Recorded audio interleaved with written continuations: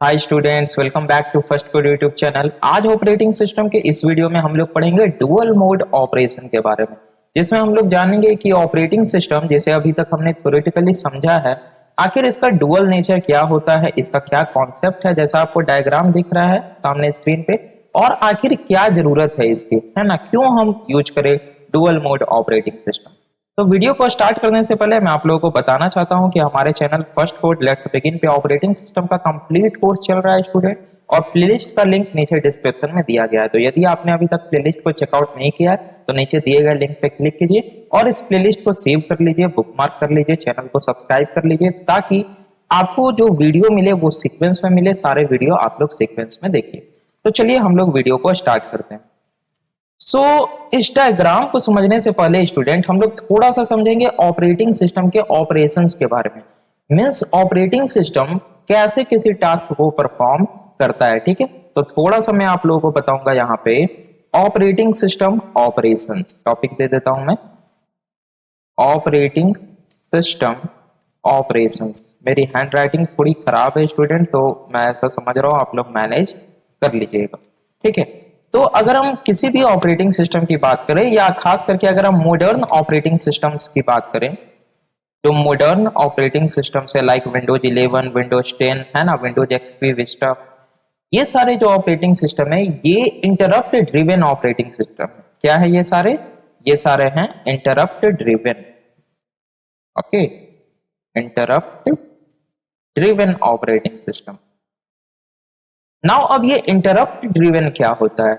Means अगर आपके operating system के पास कोई भी टास्क नहीं है तो वो शांतिपूर्वक बैठा रहेगा और वो इंतजार करेगा, वो प्रतीक्षा करेगा कि कुछ हो, कुछ अकर हो, कोई इवेंट हो। मींस फॉर एग्जांपल आप समझ लीजिए कि आपके ऑपरेटिंग सिस्टम के पास कोई भी प्रोसेस मौजूद नहीं है एग्जीक्यूट कराने के लिए, ना ही उसे किसी हार्डवेयर डिवाइस को कंट्रोल करना है, ना ही उसे कोई इनपुट आउटपुट ऑपरेशन परफॉर्म करना है, ना ही किसी यूजर को रिस्पॉन्ड करना है। तो आपका ऑपरेटिंग सिस्टम शांतिपूर्वक बैठा रहेगा, कोई भी टास्क परफॉर्म नहीं करेगा जब तक कि कोई इवेंट अगर ना हो जाए। तो ये जो इवेंट होता है इसका पता कैसे चलता है ऑपरेटिंग सिस्टम को? इंटरप्ट के माध्यम से, ठीक है। तो आपका ऑपरेटिंग सिस्टम तब तक शांत बैठा रहेगा जब तक कि कोई इवेंट अगर ना हो जाए, और इस इवेंट के बारे में कैसे पता चलता है? इंटरप्ट के माध्यम से, ठीक है। इंटरप्ट या इसे ट्रैप बोलते हैं, ठीक है, इंटरप्ट या ट्रैप। नाउ ये इंटरप्ट और ट्रैप होता क्या है? अगर हम बात करें इस इंटरप्ट या ट्रैप की, तो ये होता है सॉफ्टवेयर, ये होता है आपका सॉफ्टवेयर इंटरप्ट, यानी कि ये सॉफ्टवेयर का इंटरप्ट होता है, ठीक है। तो यहां पे हम इसे बोल सकते हैं सॉफ्टवेयर जेनरेटेड इंटरप्ट। ये मैं आपको क्यों बता रहा हूं स्टूडेंट, अभी आपको मालूम चल जाएगा। देखिए, किसी भी चीज को अगर आपको पढ़ना है तो उसको आपको डीप में जानना बहुत जरूरी है कि आखिर क्यों हम डुअल नेचर यूज कर रहे हैं ऑपरेटिंग सिस्टम का। तो मैं उसे समझाने की कोशिश कर रहा हूं कि जो मॉडर्न ऑपरेटिंग सिस्टम है वो इंटरप्ट ड्रिवन है। इंटरप्ट ड्रिवन का मतलब क्या हुआ? ऑपरेटिंग सिस्टम शांत बैठा रहेगा जब तक कि कोई इवेंट अकर ना हो जाए। और इवेंट का पता ऑपरेटिंग सिस्टम को कैसे चलता है? जब कोई इंटरप्ट या कोई ट्रैप होता है, मींस जब कोई सॉफ्टवेयर जेनरेटेड इंटरप्ट होता है। तो सॉफ्टवेयर जेनरेटेड जो इंटरप्ट होता है ये कैसे होता है? सॉफ्टवेयर जेनरेटेड इंटरप्ट कैसे होता है? तो ये होता है किसी एरर की वजह से, या तो मान लिया जाए कोई एरर आ गया, या मान लिया जाए जो एप्लीकेशन प्रोग्राम है वो रिक्वेस्ट कर रहा है ऑपरेटिंग सिस्टम से किसी सर्विस को परफॉर्म करने के लिए, ठीक है। तो ये जो आपका सॉफ्टवेयर जेनरेटेड इंटरप्ट है ये कॉज होता है, कॉज्ड, मैं यहां पे लिख दे रहा हूं, कॉज्ड बाय, या तो ये किसी एरर के वजह से हो सकता है, एरर की वजह से, या ये किसी रिक्वेस्ट की वजह से हो सकता है। Request, REQUEST, request from application program, ठीक है, रिक्वेस्ट फ्रॉम एप्लीकेशन प्रोग्राम। किसी एप्लीकेशन प्रोग्राम ने रिक्वेस्ट किया है किसी प्रिविलेज्ड इंस्ट्रक्शन के लिए, या किसी एप्लीकेशन प्रोग्राम ने रिक्वेस्ट किया है ऑपरेटिंग सिस्टम से किसी सर्विस के लिए जो कि ऑपरेटिंग सिस्टम का सर्विस है। आई बात समझ में? फॉर एग्जांपल जैसे मान लिया जाए अगर आपको यानी कि अगर किसी एप्लीकेशन प्रोग्राम को स्पीकर का कंट्रोल चाहिए या कीबोर्ड का कंट्रोल चाहिए तो वो डायरेक्टली कंट्रोल नहीं कर सकता है, क्योंकि हमें पता है कि ऑपरेटिंग सिस्टम क्या करता है, सारे डिवाइसेस को मैनेज करता है। Operating system is the manager of the resources of our computer system. तो यहाँ पे एप्लीकेशन प्रोग्राम को क्या करना पड़ता है, इसे रिक्वेस्ट करना पड़ता है, इसे अनुमति लेनी पड़ती है। किससे अनुमति लेनी पड़ती है? ऑपरेटिंग सिस्टम से। तो यहाँ पे क्या होगा, एक इंटरप्ट, एक ट्रैप अकर होगा जब भी कोई एप्लीकेशन प्रोग्राम रिक्वेस्ट करेगा किसी इनपुट आउटपुट फाइल को रीड करने के लिए या किसी डिवाइस में राइट रीड करने के लिए, या अगर मान लिया जाए कोई एरर अकर हो जाए। फॉर एग्जांपल अगर मान लिया जाए हम डिवीजन बाय जीरो करते हैं, हम लोग प्रोग्रामिंग कर चुके हैं, तो यहाँ पे एरर होता है, तो ये एक सॉफ्टवेयर जनरेटेड इंटरप्ट जाता है। किसके पास जाता है? ऑपरेटिंग सिस्टम के पास जाता है। अब मैंने आपको ये बताया क्यों, ठीक है, ये समझ लीजिए। देखिए अब कई लोग पहले यहाँ पे एक ऐसा क्वेश्चन पूछ सकते हैं कि सर आखिर ये इंटरप्ट जाता है तो ऑपरेटिंग सिस्टम पहचानता कैसे है कि इंटरप्ट के लिए? तो जो ऑपरेटिंग सिस्टम है हमारा, ऑपरेटिंग सिस्टम में हर एक इंटरप्ट के लिए अलग अलग कोड डिफाइन होता है, ठीक है, अलग अलग सेगमेंट ऑफ कोड होते हैं, जिससे ऑपरेटिंग सिस्टम को ये पता चल जाता है कि आखिर ये जो इंटरप्ट आया है ना, ये किस कारण से आया है। ठीक है, जैसे मान लिया जाए अगर एक एप्लीकेशन प्रोग्राम है लाइक कैमरा, तो कैमरा को वेबकैम एक्सेस करना है, तो जो कैमरा एप्लीकेशन है हमारा वो वेबकैम एक्सेस नहीं कर सकता है ना, उसे परमिशन लेनी पड़ेगी ऑपरेटिंग सिस्टम से। तो वो क्या करेगा, ऑपरेटिंग सिस्टम को रिक्वेस्ट करेगा, यानी ऑपरेटिंग सिस्टम के पास एक इंटरप्ट जाएगा। तो वहां पे ऑपरेटिंग सिस्टम के पास बहुत सारे सेगमेंट ऑफ कोड हैं, तो वहां से उसे पता चल जाएगा कि अच्छा ये वेबकैम का एक्सेस मांग रहा है, तो उसके बाद सारा ऑपरेटिंग सिस्टम अपना प्रोसेसिंग करेगा और उसे एक्सेस दे देगा। तो वहां पे हम पढ़ेंगे डुअल मोड, अभी थोड़ा सा ये जान लेते हैं। तो ये हो गया। यहाँ पे स्टूडेंट वर्क करता है इंटरप्ट सर्विस रूटीन, उसके बारे में जानना बहुत नेसेसरी अभी नहीं है यहाँ पे। सो नाउ अब हम लोग जान लेते हैं कि आखिर ये तो हमने समझ लिया कि कैसे ऑपरेटिंग सिस्टम हमारा वर्क करता है, आखिर डुअल मोड की जरूरत क्यों है ना। मैं यहाँ पे सबसे पहले लिख दे रहा हूं why dual mode, why dual mode OS. Dual mode operating system की जरूरत क्यों है? किसी भी चीज को पढ़ने से पहले हमें जानना चाहिए ना कि भाई आखिर जरूरत क्यों है इसकी। अगर हम सिंगल मोड रखें तो क्या दिक्कत है? कोई दिक्कत नहीं होनी चाहिए। तो चलिए देख लेते हैं क्या दिक्कत है। तो मान लिया जाए स्टूडेंट कि ये आपका क्या है, ये रिसोर्सेस हैं सारे, ठीक है, आपके कंप्यूटर सिस्टम में जितने भी रिसोर्सेस हैं, जस्ट फॉर एग्जांपल, ऐसा कुछ होता नहीं है लेकिन जस्ट फॉर एग्जांपल हम लोग मान लेते हैं ये आपके कंप्यूटर सिस्टम के सारे रिसोर्सेस हैं। इसमें आपका हार्डवेयर रिसोर्सेस भी है और सॉफ्टवेयर रिसोर्सेस भी है, ठीक है। अब कंप्यूटर सिस्टम में हमें पता है कि काफी सारे प्रोसेसेस रैम में होते हैं, अगर हम मल्टी प्रोग्रामिंग की बात करें तो, और उसके बाद वो बारी बारी से सीपीयू के पास जाते हैं, एग्जीक्यूट होते हैं। तो काफी सारे यहाँ पे प्रोसेस है, कुछ प्रोसेस यहाँ पे यूजर प्रोसेस है, कुछ यहाँ पे यूजर प्रोसेस है, ठीक है, यूजर प्रोसेस है, और कुछ यहाँ पे ऑपरेटिंग सिस्टम के सिस्टम प्रोसेसेस है, कुछ यहाँ पे सिस्टम प्रोसेस, ठीक है। ये सारे क्या है? सिस्टम प्रोसेस है। मैं यहाँ पे लिख दे रहा हूं, इसका मतलब हो गया सिस्टम प्रोसेस और इसका मतलब हो गया यूजर प्रोसेस। देखिए अभी बहुत बड़ा ट्विस्ट आने वाला है यहाँ पे, ठीक है, ध्यान से समझिएगा आप लोग। देखिए तो कंप्यूटर सिस्टम के सारे रिसोर्सेस हैं और सीपीयू में काफी सारे जो प्रोसेसेस हैं वो एग्जीक्यूट कर रहे हैं। नाउ अगर हम बात करें यहाँ पे स्टूडेंट, ये क्या है मेरा रिसोर्स, ठीक है, और ये क्या है मेरा, एक तरह से बोल सकते हैं सीपीयू है या रैम है या सीधा मान लिया जाए कंप्यूटर है। तो ये सारे जो प्रोसेस हैं ये क्या कर रहे होंगे, इस रिसोर्सेस को शेयर कर रहे होंगे। ये सारे जो प्रोसेस है, डिफरेंट डिफरेंट यूजर प्रोसेस हैं, जो सिस्टम प्रोसेस है, ये सारे क्या कर रहे हैं, शेयर कर रहे हैं आपस में, शेयर कर रहे हैं। किसे शेयर कर रहे हैं? कंप्यूटर में जो भी हार्डवेयर रिसोर्सेस और जो भी सॉफ्टवेयर रिसोर्सेस मौजूद है, ठीक है। इसे मैं थोड़ा सा रिमूव कर दे रहा हूं। कंप्यूटर रिसोर्सेस जो है आपका, ये आपका हार्डवेयर रिसोर्सेस भी है और ये आपका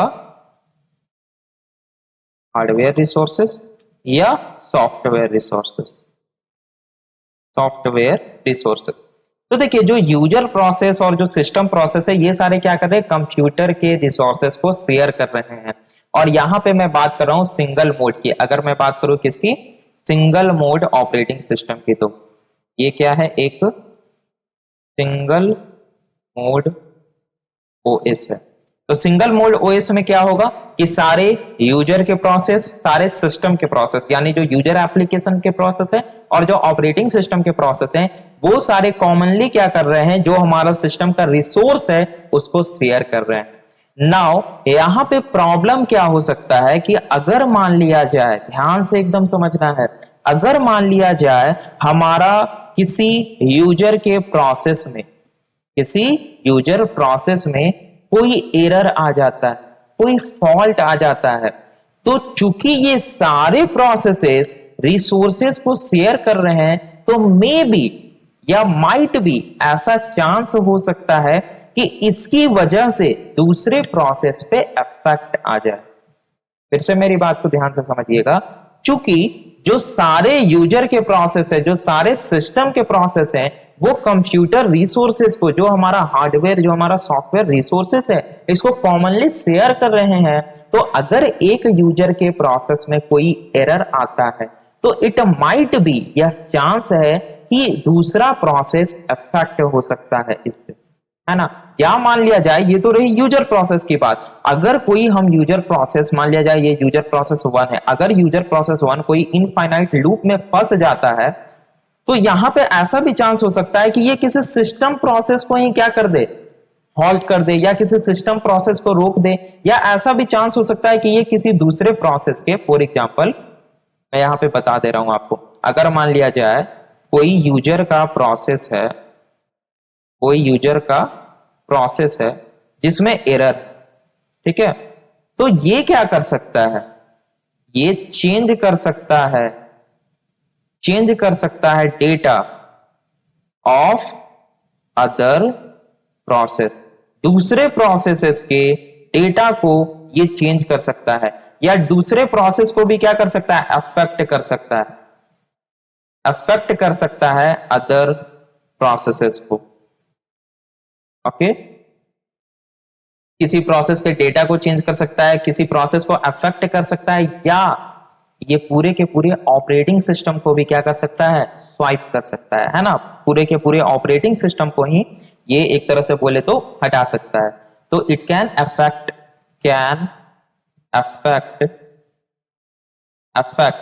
ऑपरेटिंग सिस्टम इटसेल्फ। तो यहां पे स्टूडेंट इसीलिए हमें जरूरत है डुअल मोड ऑपरेटिंग सिस्टम की, ठीक है, इटसेल्फ।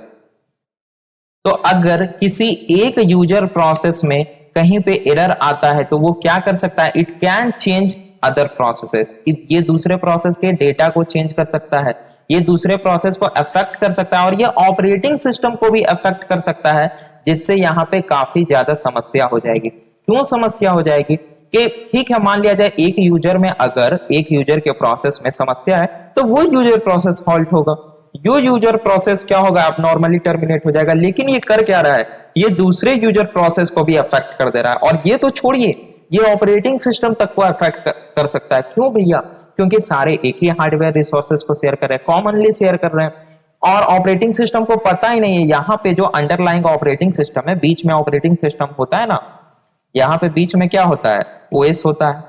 तो इस ओएस को मालूम ही नहीं है कि कौन सा प्रोसेस यूजर का है, कौन सा प्रोसेस सिस्टम का है, तो ये तो सभी को सेम ही ट्रीट करेगा, है ना। तो यही यहाँ पे सबसे बड़ी डिसएडवांटेज है। डिसएडवांटेज क्या है कि अगर किसी एक प्रोसेस में प्रॉब्लम आती है, तो दूसरे process, other processes might get affected. Okay, इसीलिए हमें जरूरी है डुअल मोड ऑपरेटिंग सिस्टम का यूज करना। आई होप आप लोग समझ गए होंगे। तो नाउ आखिर डुअल मोड ऑपरेटिंग सिस्टम में होता क्या है जिससे समस्या ये खत्म हो जाती है। तो अब हम लोग बढ़ते हैं इस फिगर की ओर, that is dual mode operating system की ओर। देखिए, डुअल मोड ऑपरेटिंग सिस्टम में क्या होता है ना, अभी हमने देख लिया समस्या क्या है। समस्या क्या है कि ऑपरेटिंग सिस्टम को ये पता नहीं चल पा रहा है कि कौन सा यूजर का प्रोसेस है और कौन सा ऑपरेटिंग सिस्टम का प्रोसेस है। तो इसे आइडेंटिफाई करने के लिए जो मोस्ट ऑफ द सिस्टम, यानी कि जो अधिकतर सिस्टम जो थे, जो सिस्टम के मैन्युफैक्चरर थे, उन्होंने क्या किया, हार्डवेयर में एक बिट को ऐड कर दिया। तो डुअल मोड में क्या किया गया, यहां पे अगर मैं बात करूं तो ए बिट बोल सकते हैं हार्डवेयर में एक बिट को ऐड कर दिया गया, 1 बिट इज एडेड। ठीक है, जो कंप्यूटर के सिस्टम के मैन्युफैक्चरर थे उन्होंने हार्डवेयर सपोर्ट प्रोवाइड किया और हार्डवेयर कंप्यूटर सिस्टम के हार्डवेयर में क्या किया, एक बिट को ऐड कर दिया और इस बिट को बोला जाता है मोड बिट। क्या बोला जाता है, मोड बिट। और इस मोड बिट की वैल्यू चेंज होते रहती है। तो नाउ ये जो हार्डवेयर सपोर्ट प्रोवाइड किया गया, इसके कारण जो हमारा ऑपरेटिंग सिस्टम है ये पता कर सकता है, ये मालूम कर सकता है कि कौन सा प्रोसेस यूजर का है, कौन सा प्रोसेस कर्नल का है। कैसे, क्योंकि मोड बिट की अगर हम बात करें तो अगर यूजर मोड है तो मोड बिट की वैल्यू होगी 1 और अगर कर्नल मोड है तो मोड बिट की वैल्यू होगी 0। आई बात समझ में? तो देखिए अब होता क्या है, डुअल मोड ऑपरेशन कैसे परफॉर्म होता है ये हम लोग समझते हैं। देखिए, यूजर का मान लिया जाए कोई प्रोसेस एग्जीक्यूट हो रहा है, यूजर का कोई भी प्रोसेस यहां पे एग्जीक्यूट हो रहा है। नाउ अब इसे क्या करना है, किसी ऐसे इंस्ट्रक्शन को एग्जीक्यूट कराना है जिसका अथॉरिटी कर्नल के पास है, लाइक कोई प्रिविलेज्ड इंस्ट्रक्शन है, या मान लिया जाए इसे किसी हार्डवेयर को एक्सेस करना है, इसे किसी डेटा को राइट करना है किसी फाइल में, या मान लिया जाए किसी डिवाइस को रीड करना है, इस प्रकार का कोई ऑपरेशन करना है। तो ये क्या करेगा, ये सिस्टम कॉल, ये क्या करेगा, ये सिस्टम कॉल को परफॉर्म करेगा। अब सिस्टम कॉल क्या होता है, थोड़ा सा मैं ओवरव्यू दे देता हूं, नेक्स्ट वीडियो में हम लोग समझेंगे। सिस्टम कॉल स्टूडेंट एक मीन्स है, एक माध्यम है, एक जरिया है जिससे कोई एप्लीकेशन प्रोग्राम, कोई यूजर का प्रोसेस रिक्वेस्ट करता है ऑपरेटिंग सिस्टम से। फिर से मैं बता दे रहा हूं कि सिस्टम कॉल क्या है, एक माध्यम है, एक जरिया है जिससे किसी यूजर का, कोई यूजर का प्रोसेस, कोई एप्लीकेशन प्रोग्राम रिक्वेस्ट करता है ऑपरेटिंग सिस्टम से कि मुझे ये काम जो है करवाना है। तो ये क्या करेगा, सिस्टम कॉल करेगा। लाइक मान लिया जाए इसे किसी डेटा को क्या करना था, रीड करना था, तो ये क्या करेगा, रीड सिस्टम कॉल को परफॉर्म करेगा, रीड सिस्टम कॉल को परफॉर्म करेगा। नाउ जैसे ही ये सिस्टम कॉल को परफॉर्म करेगा तो अब ये चेंज हो जाएगा, अब मोड चेंज हो जाएगा, यूजर मोड से अब कहां चला जाएगा, अब आ जाएगा ये कर्नल मोड में। और यहां पे इसे हम लोग बोलते हैं ट्रैप। मैंने अभी आपको बताया था ना, ट्रैप या इसे इंटरप्ट बोलते हैं। और ऑपरेटिंग सिस्टम को कैसे पता चलता है कि कोई इवेंट अकर हुआ है, ट्रैप के माध्यम से। आगे ये बात समझ में, इसीलिए मैंने आपको पहले समझा दिया। तो यहां पे ट्रैप अकर होगा तो कर्नल को पता चल गया, अच्छा अब यहाँ पे कोई सिस्टम कॉल आई है तो मोड बिट यहाँ पे हो गया है 0 और वो इस सिस्टम कॉल को एग्जीक्यूट होगा। अब यहाँ पे काफी सारे प्रोसेस होते हैं, एक वीडियो में बताना संभव नहीं है, तो अगर आप लोग वैसा कमेंट कीजिएगा तो मैं इस पे बता दूंगा कि किस प्रकार से सिस्टम कॉल कर्नल मोड में एग्जीक्यूट होते हैं। काफी सारे इसके भी प्रोसेस हैं। तो चलिए मैंने यहाँ पे जस्ट लिख दिया है कि सिस्टम कॉल यहाँ पे एग्जीक्यूट होगा और जब सिस्टम कॉल एग्जीक्यूट हो गया तब ये क्या करेगा, वापस से यूजर मोड में जाएगा, यानी ये रिटर्न करेगा और मोड बिट क्या हो जाएगा, वापस से 1 हो जाएगा। तो रिटर्न फ्रॉम सिस्टम कॉल, ये यूजर मोड में आ गया। आई बात समझ में? तो इससे एडवांटेज क्या हुआ है स्टूडेंट, इससे एडवांटेज ये हुआ कि यूजर डायरेक्टली हार्डवेयर को एक्सेस नहीं कर सकता है। कोई भी यूजर प्रोग्राम, कोई भी एप्लीकेशन डायरेक्टली कोई ऐसे इंस्ट्रक्शन को परफॉर्म नहीं कर सकता है, किसी ऐसे इंस्ट्रक्शन को एग्जीक्यूट नहीं कर सकता है जो कि हमारे कंप्यूटर सिस्टम को नुकसान पहुंचा दे। जैसे मान लिया जाए अगर हम सिंगल मोड की बात करें तो सिंगल मोड में क्या हो रहा था, यहां पे ध्यान दीजिए, जो सारे यूजर के प्रोसेस, सारे सिस्टम के प्रोसेस कॉमनली कंप्यूटर रिसोर्सेज को शेयर कर रहे हैं और यहाँ पे कंप्यूटर रिसोर्सेस में ये क्या कर सकता है, कोई यूजर का प्रोसेस ऑपरेटिंग सिस्टम को ही डिलीट कर सकता है, वाइप आउट कर सकता है, वहां पे कोई अपना डेटा लिख सकता है। तो सिक्योरिटी थ्रेट यहाँ पे बहुत ज्यादा है। लेकिन अगर हम बात करें डुअल मोड ऑपरेटिंग सिस्टम की तो यहाँ पे आपको क्या करना पड़ेगा, यहाँ पे आपको ऑथेंटिकेशन लेना पड़ेगा, यहाँ पे आपको रिक्वेस्ट करनी पड़ेगी ऑपरेटिंग सिस्टम से और ऑपरेटिंग सिस्टम यहाँ पे प्रॉपरली वैलिडेट करता है। ठीक है, यहाँ पे काफी सारे प्रोसेस होते हैं, मैं कह रहा हूं अगर आपको चाहिए होगा जानकारी तो मैं वीडियो बना दूंगा। यहाँ पे ऑपरेटिंग सिस्टम प्रॉपरली वैलिडेट करता है कि हाँ सही बंदा ने, मतलब कि सही प्रोसेस ने किया है या नहीं किया है। उसके बाद ये क्या करता है, सिस्टम कॉल को एग्जीक्यूट करता है और वापस से फिर यहाँ पे यूजर मोड में चला जाता है। तो ये हो गया डुअल मोड ऑपरेशन किस प्रकार से परफॉर्म होता है। अगर मैं एग्जांपल की बात करूं स्टूडेंट, तो एग्जांपल से आप ऐसे समझिए कि आप सी का प्रोग्राम लिखते हैं, ठीक है। मैं यहाँ पे आपको जस्ट एक एग्जांपल दे दे रहा हूं, ठीक है। एग्जांपल,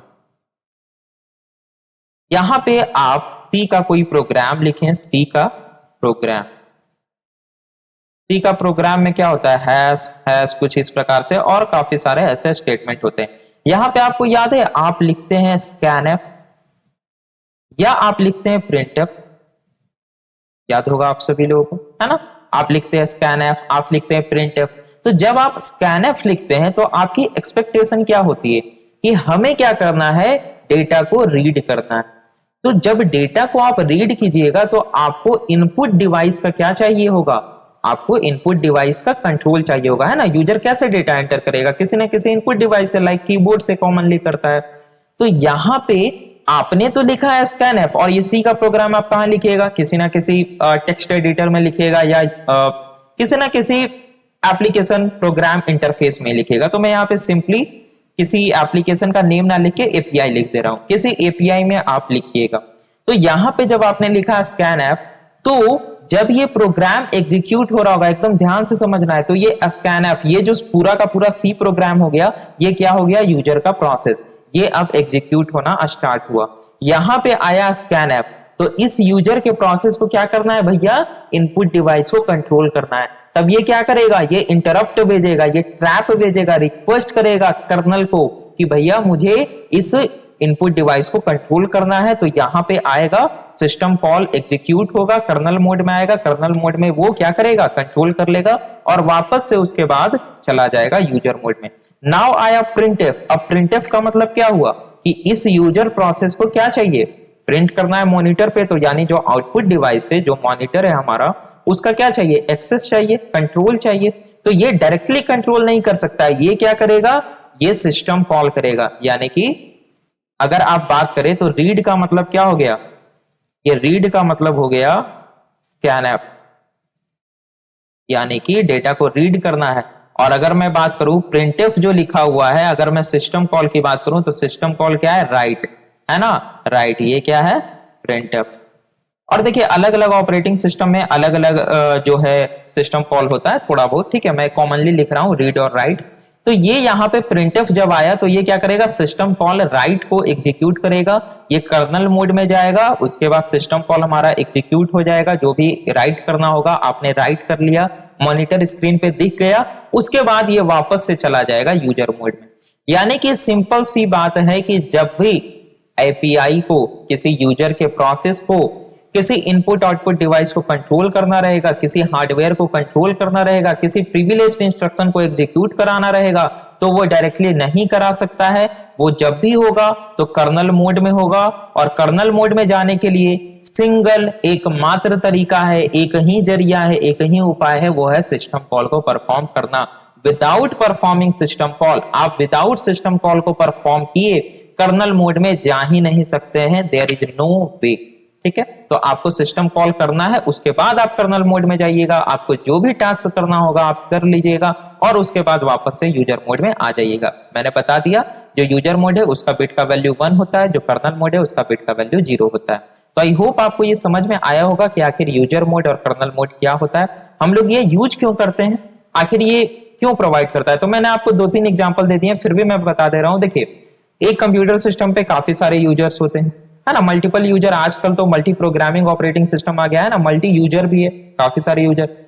तो ऐसा ना हो कि कोई यूजर आकर के क्या कर दे, मेरे पूरे ऑपरेटिंग सिस्टम को ही डिलीट कर दे, या कोई यूजर आकर के कोई ऐसा इंस्ट्रक्शन एग्जीक्यूट करा दे जो मेरे कंप्यूटर सिस्टम को नुकसान कर दे। तो यहाँ पे एक कॉन्सेप्ट आता है स्टूडेंट, मैं बता दे रहा हूं, प्रिविलेज्ड इंस्ट्रक्शन का। मैं देखिए बार बार टर्म यूज कर रहा था, आपको मैंने बताया नहीं, ठीक है, ये आपको दिख नहीं रहा है, थोड़ा सा ऊपर कर लेते हैं, प्रिविलेज्ड इंस्ट्रक्शन का, ठीक है। देखिए प्रिविलेज्ड इंस्ट्रक्शन क्या होता है स्टूडेंट, ये एक ऐसा इंस्ट्रक्शन होता है, एक इंस्ट्रक्शन नहीं बहुत सारे इंस्ट्रक्शंस होते हैं, इस लगा देता हूं, प्रिविलेज्ड इंस्ट्रक्शन यानी कि वैसे इंस्ट्रक्शन स्टूडेंट जो कि हमारे कंप्यूटर सिस्टम को हार्म कर सकते हैं। लाइक मान लिया जाए मुझे बायोस में किसी प्रकार की चेंजेस करनी, ठीक है, तो ये डायरेक्टली अगर मैं सारे को अथॉरिटी दे दूं तब तो बहुत बड़ी समस्या हो जाएगी, है ना, कोई भी कुछ भी कर देगा। तो ये क्या है, एक प्रिविलेज्ड इंस्ट्रक्शन है। तो ये क्या होगा, प्रिविलेज्ड इंस्ट्रक्शन जब भी कोई यूजर एग्जीक्यूट कराएगा तो उसे अथॉरिटी नहीं मिलेगी। Privileged instruction always kernel mode में ही एग्जीक्यूट होगा। उसके लिए आपको सिस्टम कॉल को परफॉर्म करना होगा, वो कर्नल मोड में आएगा, उसके बाद ऑपरेटिंग सिस्टम प्रॉपर्ली वैलिडेट करेगा, तब आपका जो है सिस्टम कॉल परफॉर्म होगा, फिर वापस से यूजर मोड में चला जाएगा। तो यहाँ पे ये आपको एक एडवांटेज मिल जाता है। दूसरा एडवांटेज मैंने आपको बता दिया कि यूजर डायरेक्ट हार्डवेयर को कंट्रोल नहीं कर सकता है, आपको कर्नल मोड में ही जाना पड़ेगा हार्डवेयर को कंट्रोल करने के लिए। तो ये dual nature of operating system का एडवांटेज है। आई होप आपको क्लियर हो गया होगा कि डुअल मोड ऑपरेटिंग सिस्टम क्या होता है, यूजर मोड क्या होता है, कर्नल मोड क्या होता है। देखिए जिनको कर्नल के बारे में नहीं पता है, देखिए मुझे पहले ही बता देना चाहिए था, कोई बात नहीं है, मैंने ऑपरेटिंग सिस्टम के थ्योरी में बताया था, ठीक है, प्लेलिस्ट आप लोगों ने देखा है ना, उसमें मैंने बताया था कर्नल क्या होता है ना, core component of operating system. 2 minute just मैं लेता हूं, देखिए बता देता हूं। कर्नल क्या होता है, एक तो हो गया ऑपरेटिंग सिस्टम। मैंने आपको बताया था कि ऑपरेटिंग सिस्टम में क्या होता है, एक तो कर्नल होना नेसेसरी है, विदाउट कर्नल ऑपरेटिंग सिस्टम बेकार है, वेस्ट है, फालतू है। तो एक तो कर्नल होता है, दूसरा कुछ सिस्टम प्रोग्राम्स होते हैं, है ना, लाइक आपके डिवाइस ड्राइवर्स हो गए काफी सारे, और कुछ एप्लीकेशन प्रोग्राम भी होते हैं, है ना। आपको अगर कंफ्यूजन हो रहा है कि एप्लीकेशन प्रोग्राम कैसा होगा आपको किसी ऑपरेटिंग सिस्टम में, तो आप जाके उस वीडियो को देख लीजिए और मैं आई बटन पे लिंक दे दूंगा। तो कर्नल क्या होता है ना, core component of operating system होता है। जो भी आप टास्क पढ़ते हैं functions of operating system, like process management, memory management, disc management, आपने देखा डिवाइस मैनेजमेंट का जो काम होता है, ये सारा आपका कर्नल परफॉर्म करता है। तो ये है कोर कंपोनेंट। एक तरह से बोल सकते हैं kernel is the manager of all the resources in our computer system. तो ये है कर्नल। तो आपको यूजर मोड से क्या करना पड़ेगा, कर्नल मोड में आना पड़ेगा, किसी भी डिवाइस को एक्सेस करने के लिए, किसी भी इनपुट आउटपुट ऑपरेशन को परफॉर्म करने के लिए, टाइमर मैनेजमेंट के लिए, किसी भी चीज को परफॉर्म करने के लिए, किसी प्रिविलेज्ड इंस्ट्रक्शन को परफॉर्म करने के लिए।